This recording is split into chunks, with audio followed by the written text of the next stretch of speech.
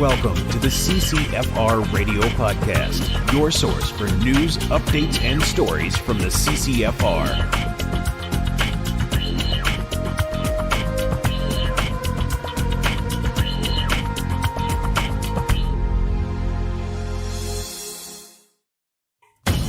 Hey everybody, welcome to episode 117 of the CCFR Radio Podcast. I'm your host, Rod Giltaka. Thanks for joining me again today on the podcast. We've got an action-packed episode for you. We've got some interviews, we've got some clips, we've got news. It's going to be really interesting. And I guess one of the things Tracy and I were talking about today was we are getting a lot better because we're having to deal with the television format where you have to say a lot in a short period of time. We're getting a lot better in condensing our message down. I'm sure you're all breathing a huge sigh of relief that we'll be getting to the point a little bit better. But you know what? That kind of development takes time. You do it over time. But anyway, so great episode coming up. But before we get started, I'd like to thank our sponsors, Vortex, the force of optics. So I'd like to thank our friends over at Vortex Canada for continuing to support the podcast. We really appreciate it. You can check out all their great gear at vortexcanada.net. That's vortexcanada.net. And our great friends over at the Saskatchewan Rivers chapter of Safari Club International. They do a lot of great work over there. Obviously, they support the CCFR radio podcast. That's a big deal. But they do a lot of great work for the community. So you can check out all that great work over at saskriversSCI.com. That's saskriversSCI.com. Also, I'd like to mention our friends over at CTOMS. CTOMS Academy provides life-saving training in trauma care and human performance.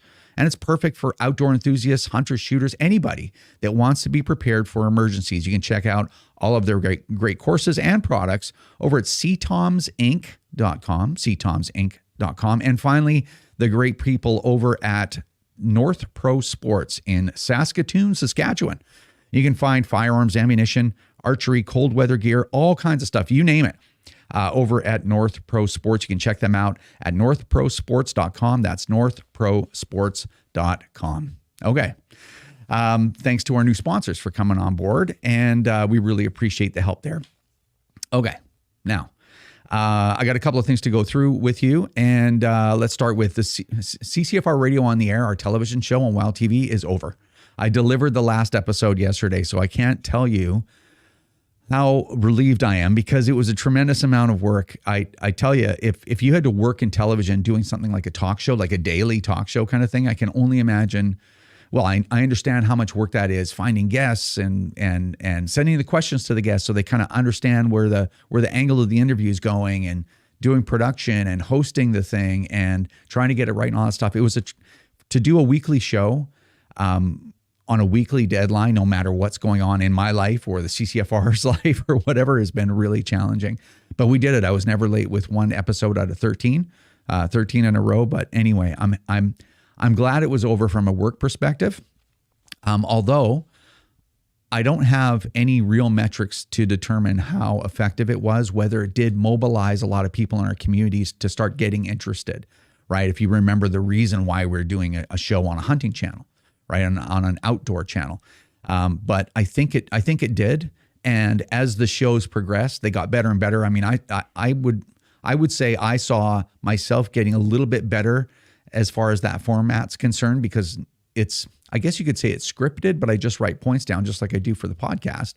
Although I have very short spans of time to get a point across and not end up looking like news where they just throw you a little snippet, try to spin, try to put a direction in your mind and then just leave it, right? Never giving you really enough information to really have an informed opinion.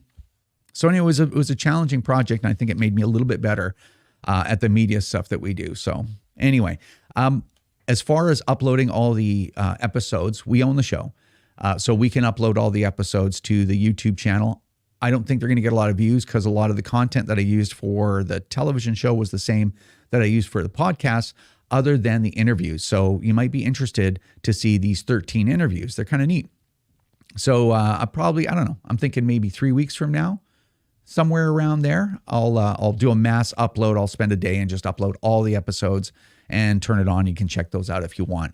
As far as continuing on with what we were doing there at WOW TV and the effort that we were trying to the goals that we're trying to achieve and raising awareness of this political issue that even hunters are involved in. We'll talk more about that in a second.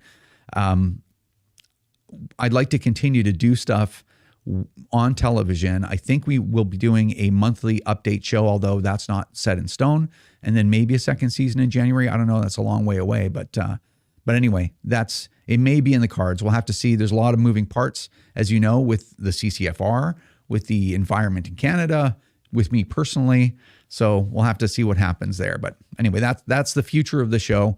And I'm actually pretty proud of how it turned out. So I can't wait for you guys to have a look at that. Next thing, as you know, the latest provisions or the last provisions of Bill C-71 that was passed, received royal assent a few years ago, are coming into force, and that is a new long gun registry.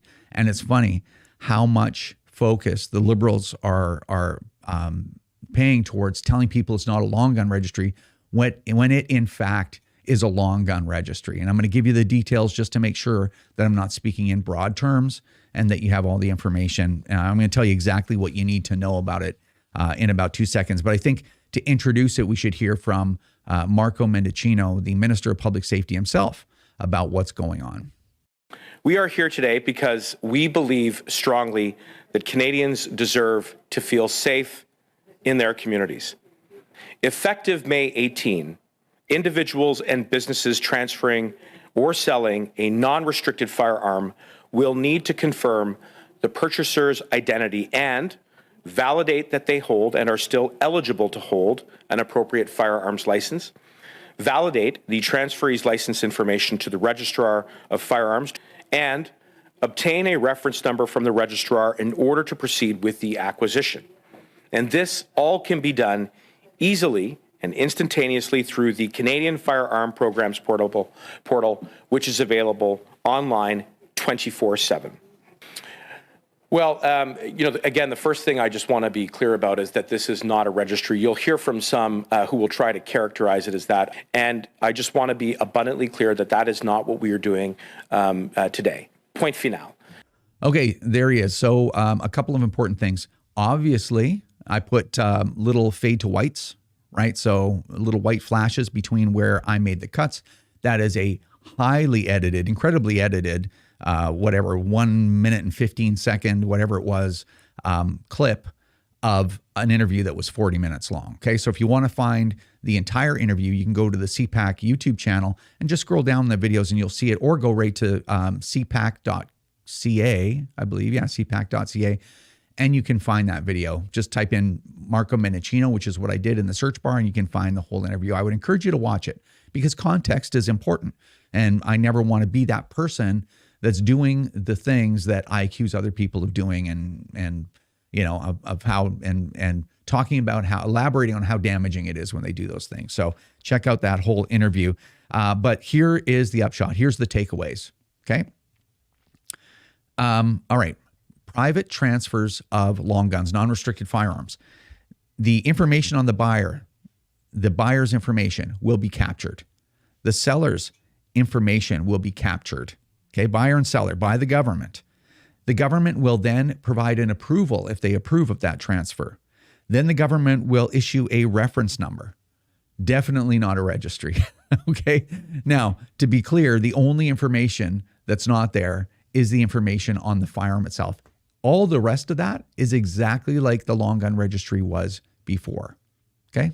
So anyway, but it gets worse on the retail level. Retail transfers of non-restricted firearms, long guns, remember. The buyer's information will be captured, okay, for 20 years. The information on the firearm, make, model, serial number, everything will be captured. The government will provide approval and a reference number. 100% long gun registry right there. That's 100% of it. And in fact, it even is, I'll tell you another way that that's not similar, but it's identical. Because when the long gun registry was, and the police could consult the long gun registry anytime they wanted, any police officer had access to that, I believe even in the car. So they could grab that information, like literally any of them. And now it's the same thing, because what Marco Mendicino and the rest of the Liberals decided to do, that even though this is kept at the store level, a police officer can wander in And apparently they'd have to have reasonable cause to wander in and inspect all of these records whenever they like. And then when asked about it, Marco Mendicino says, well, they have to have reasonable cause. And then the reporter, I forget who it was, said, well, what's reasonable cause? And he said, well, they'll determine what that is. So you couldn't make this stuff up. So that is 100% of the long gun registry back again. So really important. Now, as of today, I'm recording this on Wednesday. I don't know if I'm going to get the podcast up today because I got a lot of things that I got to do. But if so, it comes into force today. If you're watching this tomorrow, which is Thursday, that would be the latest, which would be the 19th. It came into force yesterday for you. So anyway, that's the important thing. So while the Liberals were jumping up and down pre-2015, and then from 2015 even to today, you saw it yourself, and they're just like, this isn't a long gun registry. And don't listen to people trying to misinform you that it's a long gun registry. I mean, it's like, that's literally gaslighting, right? It is a long gun registry. It is like 95% the same as it was before. It is what it is. And if you notice, if you remember back when you just saw Marco Mendicino, when somebody asked him that question, he started talking about long gun registries. Did you see how his eyes started shifting around? Like, he knows this. I can only imagine that he knows exactly what he's doing. But anyway, one more point on that I'd like to say is, like to cover is that, when we hear about things, Bill C-71 starts coming down the pipe, and there's news and people are talking about it. And then you have the naysayers and the, like, oh, it's not really a long gun registry. Oh, the gun lobbies, it's all hype. And even, I think even gun owners, right? It's like, well, that's, that'll never pass. And we always think this will never happen. And we always come up with justifications or reasons why it'll never happen. It won't be as bad as we think until it's here. And guess what? It's here now. The long gun registry is back. The only missing piece, only one missing piece, is the information on the firearm when it comes to private transfers. And if you don't think that we're one shooting away of some unlicensed individual with imported guns, illegally imported guns, if we're one shooting away from them saying, you know what, it's just too dangerous, we need to have the information on the firearm. And luckily, we rebuilt the entire infrastructure, that $2 billion infrastructure for the long gun registry. So, and we left a little space in there for that. Okay. Now, one other thing I will mention, having police, having the ability to just walk up, like, if you can trust the government and you can trust law enforcement completely, then it's great if they have more information, because they have access to information in which to solve crimes with. Like, that's objectively true, right? There's no way around that. But in the messy world of reality that we live in, we can't let police have every scrap of information, because it diminishes our ability to live our lives, have privacy and things, and privacy is important. And obviously that information can be misused. So right now, as of today, police can walk up to a counter and ask for anyone's information anytime and tell nobody. And I'll give you one example of why that's not good, okay? So when I first became an instructor for the RCMP Canadian Firearms Program, I got contacted by a firearms officer from the program. And I was like, oh, am I in trouble already? I just started. And this individual said, no. Just so you know, this is a personal call. This isn't a call on behalf of the firearms program. And this firearms officer was inquiring about my business, Civil Advantage Firearms Training back in the day, right? And so he said, well, I'm calling to see if there's maybe a way we can partner up. I have a partner. We're starting this huge new business. We're going to have a big training facility, and we're going to be doing like the firearm safety course. And we're going to be doing all this stuff for law enforcement, and the big dream, the business dream. Well, it turns out that firearm officer was convicted of getting into a partnership with an active duty Surrey RCMP member that was working in drugs. And the two of them were trafficking firearms. And I think there was drugs. I can't remember all the details right now, but you can look it up. And basically what these people would do, and this is my understanding of the facts, is they would, the firearms officer would get calls from people wanting to surrender firearms or have firearms removed from houses or whatever. He would call his buddy, the RCMP officer. The RCMP officer would go there, collect the firearms, and somehow some of those firearms were getting sold to gangs. Okay, and these guys got convicted of these things. And I just didn't read the entire case, so forgive me for the details, whether I'm missing something or I'm paraphrasing or whatever. Those two individuals also conspired to try to destroy one of their competitors, which was a large firearm business here in the lower mainland of British Columbia. And what they did was they even had a high-risk warrant served on their offices and the homes of the family that owned that business.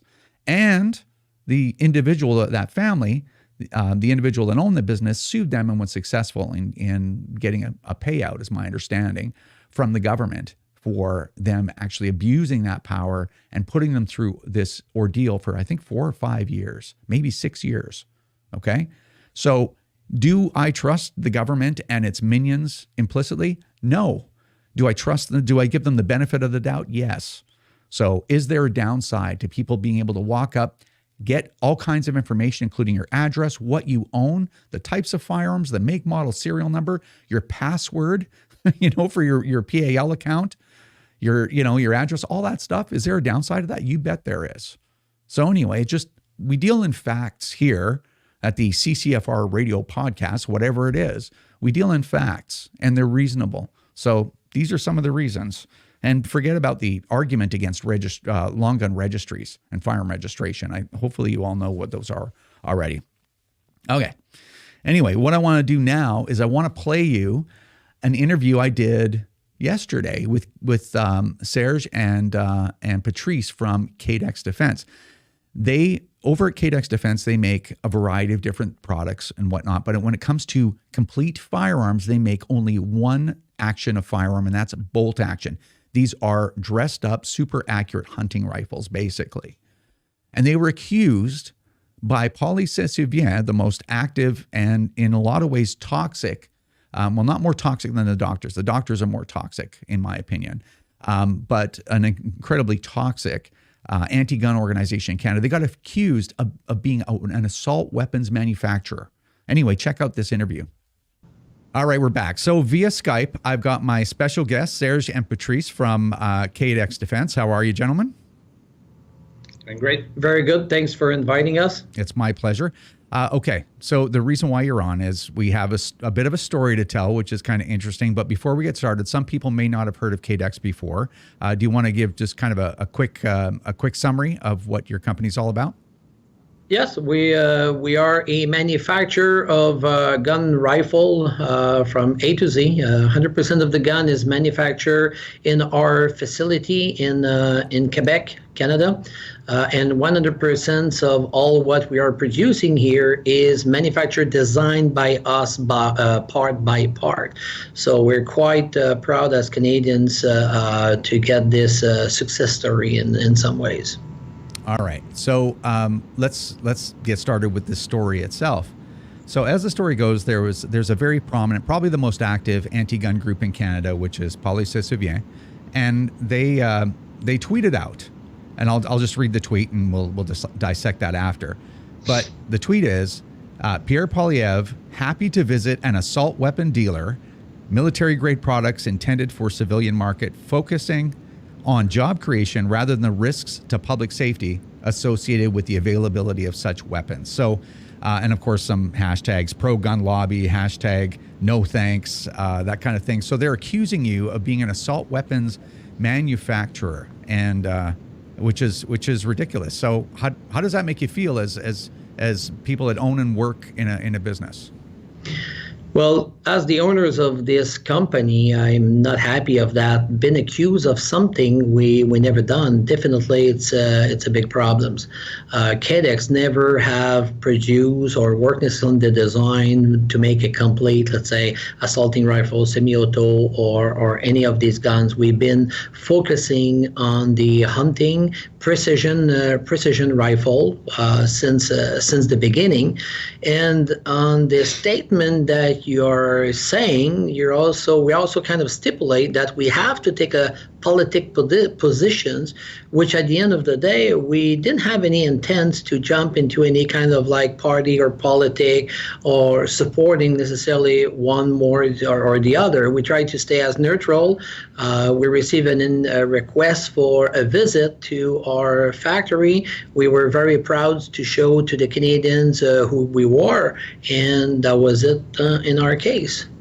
Yeah, and apparently to talk about your company or to invite a politician in for a tour has now exposed you to politics, compliments of Polysesouvient, the anti-gun lobby in Canada. So just to kind of boil it down, here's the salient points. Cadex does not make full autos. Cadex does not make semi-autos. You guys make bolt action rifles for military because they use bolt actions for some things, and for civilian for precision shooting and hunting. Correct? That's correct. Well, the funny part is military never had a special gun was just for military. Military always look what hunter was using, and basically they start to use the same product. So there's no such of military sniper rifle or anything like that. It's just a precision bolt actions gun that any hunter use into the country. Yeah, well, in fact, some of the products might even be too heavy for a hunter to pack around, but nonetheless, they're not semi-autos. So now, when you think about you've mentioned that you've tried to stay neutral, you've tried to just do your business, you're in full compliance with the law, you're not even making anything controversial, and yet you have this anti-gun group kind of trying to drag you into politics and for all intents and purposes try to hurt your company. And I mean, like, how does that make you feel as an owner? Angry, disappointed for sure. Been accused of something that you never done. It's definitely something harsh, something that definitely will hurt the company, hurt jobs, or hurt everything in general. Yeah, we always done our business, 100% compliant with all the Canadian regulation, either for export or either for selling, to sporting goods, guys that like to enjoy and shoot targets on weekend, at long distance, or precision shooting at local club. So we always been operating within these established regulations. So it kind of took us off guard. We never expected to be associated with something like that, Yeah, it's a pretty tough situation, and unfortunately, it's not unique. This group does that to a lot of people, but that's certainly trying to paint your company into something that as something that it's not is definitely not increasing public safety. All right, anything else you'd like to add before we wrap up? We think that the entire Canadian industry of hunting should be definitely felt that they're part of this, thinking that they should not be involved. I think everybody should be concerned about these progressions of these type of acquisitions, which at the end of the day, it's really to frightening the industry and basically try to ban probably all gun eventually, including the bolt action guns. This is the proof that there's kind of no limit at the end of the day. So if you're a hunter and you think that you're not concerned, I guess you're concerned now, because that's direct attack on bolt action rifles. Yeah, that's an absolutely critical point, and I don't think I could have said it any better. All right. Well, thanks so much for coming on, and we'll keep an eye on the rest of this and see where it goes from here. Thank you. Thanks for your time, Rod. Thank you. All right. So what wasn't in that interview was, when you break it down, you start thinking like, what kind of person doesn't care about what's real or not and goes after somebody and tries to hurt them, tries to paint them with a brush that's completely inappropriate, right? I've had that done to me. Well, probably on a regular basis. It probably hasn't happened for a few weeks, but I mean, I've had it done to me nonstop since, we started this CCFR thing. Right. Actually, I had a bit of a reprieve for about a year, and then it started, and it's been going on for about 5 years. Right. This is what happens all the time. Did I say this? No. Did you say I said that? Yes.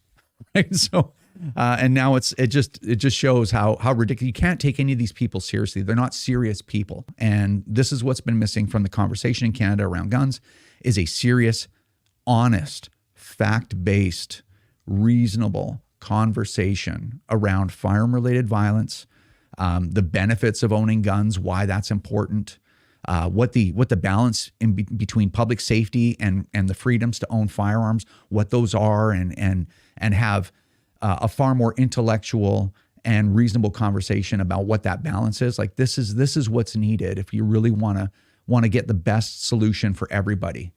But it's a war of propaganda, unfortunately, and it's really difficult to see if we'll to understand or speculate if we'll ever see the end of it. Anyway, all right. I spent enough time on this. Thanks for listening. Let's get Wilson on the Skype right now. All right, via Skype, we've got Tracy Wilson. Wilson! Gill Tactical. How's it going? It's going okay. It's a nice sunny day here in Ottawa, so it's good. Awesome. It's raining as usual in BC. It's a crazy, horrible spring. Well, by now we're usually partying. Like about a month ago, we'd be partying outside and everything's great. It's just like summer, but no, not this year. We were 35 degrees and sunny last weekend. It was killer. Well, it's cold and rainy. I'm still waiting for global warming. I'm rooting for it, actually. Yeah, and you know what? Point. That's going to be on Twitter like later today. It's like, oh yeah, this guy's rooting for global warming. Yeah, that's it. You're on the hit list now. Yeah, that's the life we lead, though, right? You know. Oh yeah. It's a bizarro world. But anyway, okay. So we got things to talk about. Let's get started. So as most people know, and as I mentioned in the intro, those last few provisions from Bill C-71 were implemented. We're recording this on May the 18th. I might even have this podcast up today, which is Wednesday. Today, it is now the law that the new long gun registry has come into effect. And yeah, now there's all of these requirements. You have a little bit of a report on all the infrastructure built so that people can be in compliance so they don't go to jail because these are all criminal offenses. What does the government have for us, Wilson? Well, a whole lot of nothing. This is the problem. It's funny. I've been talking with our counterparts over at the CSAAA because, of course, as you know, there's the two different measures. There's the reference number for transfers for individuals, and then there's the store record keeping registry. So we've been talking about both of those, and it's funny, all the retailers across the country received a bulletin from the RCMP outlining all the information and data that they're required to collect on the sale of a firearm and, of course, maintain those records for 20 years. But they were not told how to maintain that records. And by that, I mean, like, what are we talking about? Are we talking about like a book full of paper, a binder? Are we talking about some sort of Excel spreadsheet or, you know, something stored in the cloud, sticky notes, chalkboard? I don't know. So they don't seem to know either. You know, of course, different stores have different abilities and capabilities depending where they are. Some places don't even have internet. So it's a huge mess. Nobody knows what to do. And then, of course, there's the portal for individuals to go into. And of course, this is hosted on the RCMP Firearms Program website under the Individual Web Services tab.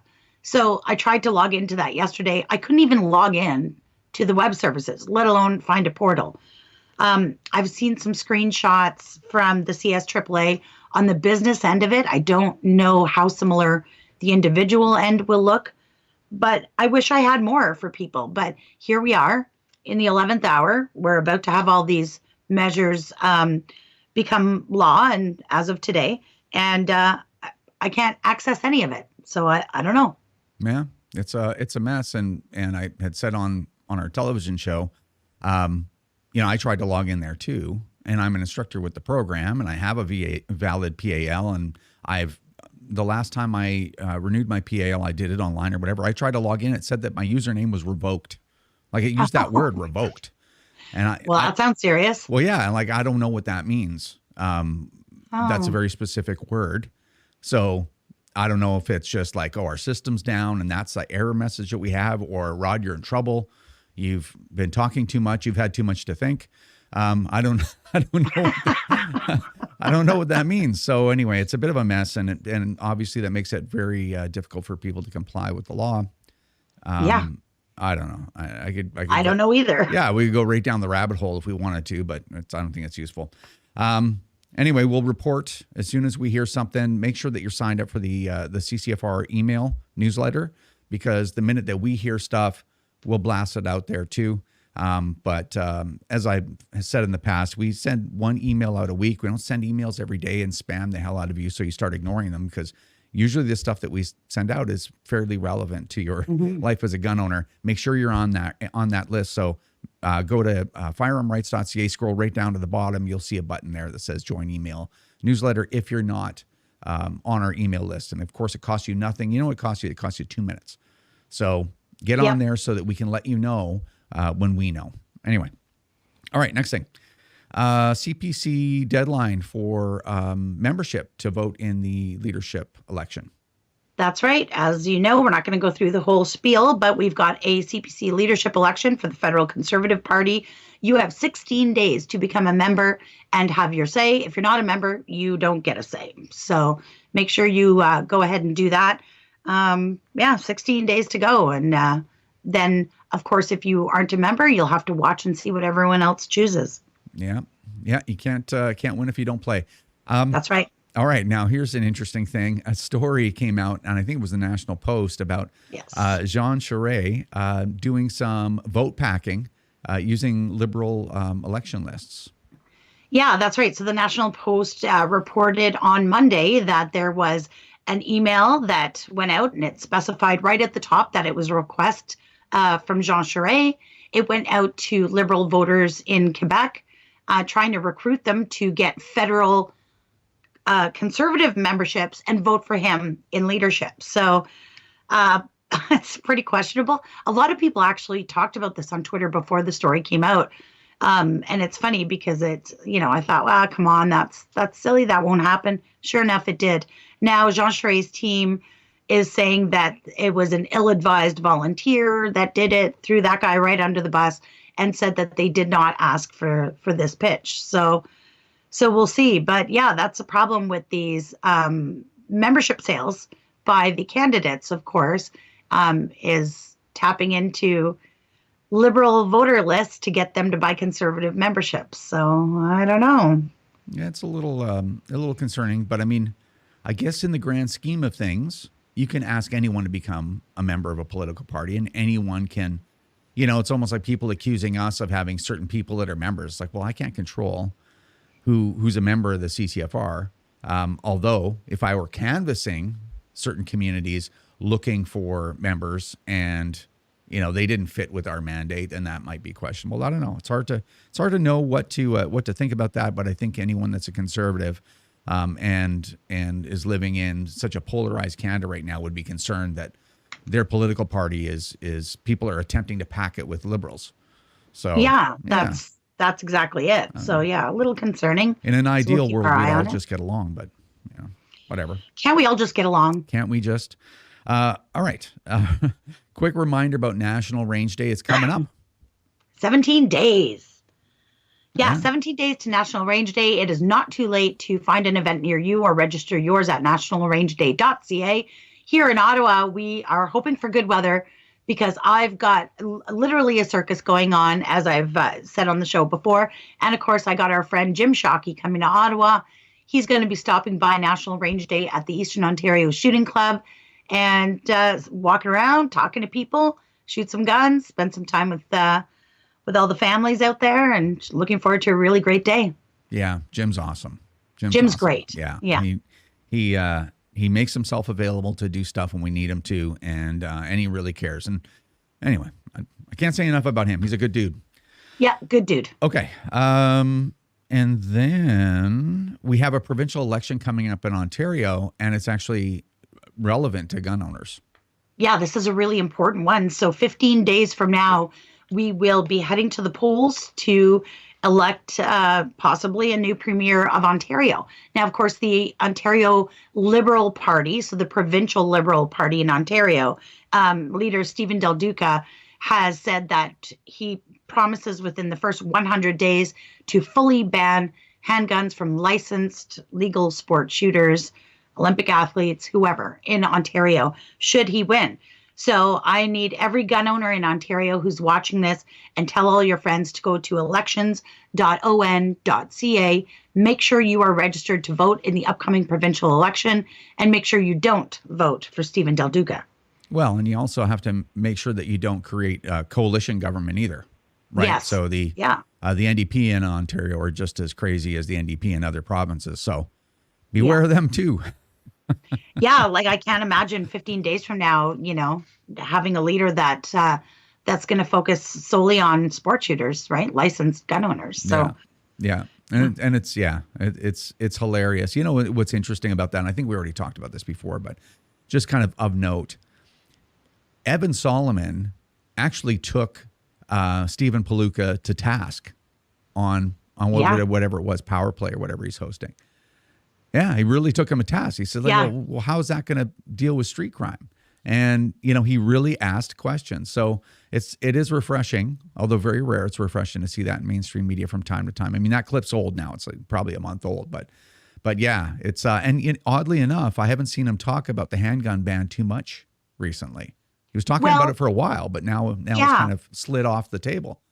Well, I think he's realized it's not nearly as politically expedient for him as it is for the federal Liberals. So he takes a lot of his guidance from the federal Liberal Party, and I think he thought that would be it. That'd be a real ringer, but not nearly as popular, as he thought it would be. Well, that's interesting. I wonder how he got the message. Anyway, I can only speculate. Polling. Yeah, polling. There's some other ways too. I think he saw a big pushback on social media. And he's going to see a lot more of that coming up. Anyway, all right. I think we covered everything. I think so. Awesome. Well, thanks for coming on, and we will see you in the next episode. We'll see you then.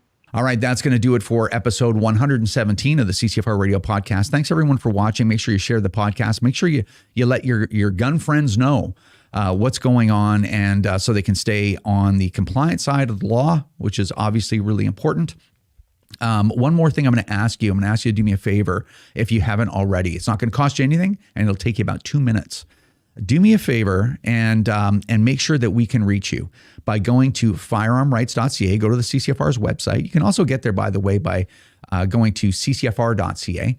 Go there and sign up for our email newsletter if you're not getting it. And if you are a member and you're not getting it every week, go into your junk mail and drag it over to your inbox and put a new rule in there. Make sure it doesn't get flagged as spam, because we could be erased off social media at any time. It's just getting worse. The Liberals are passing laws to be able to do that, to insist that even for me to do a podcast, I may need a license from them to do it. Like, how?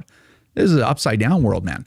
But anyway, do me a favor and get on our mailing list so that in case we go dark, something happens, we can get a hold of you. Okay, so that's really important.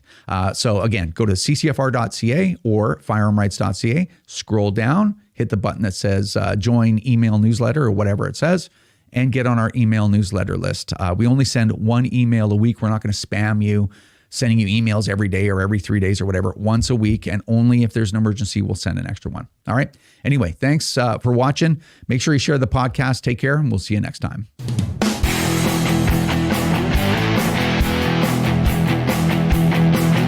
This is another episode of the CCFR Radio Podcast. Remember, if you don't stand up for your own ability to own and use firearms, who will? Join the CCFR or donate right now at www.firearmrights.ca.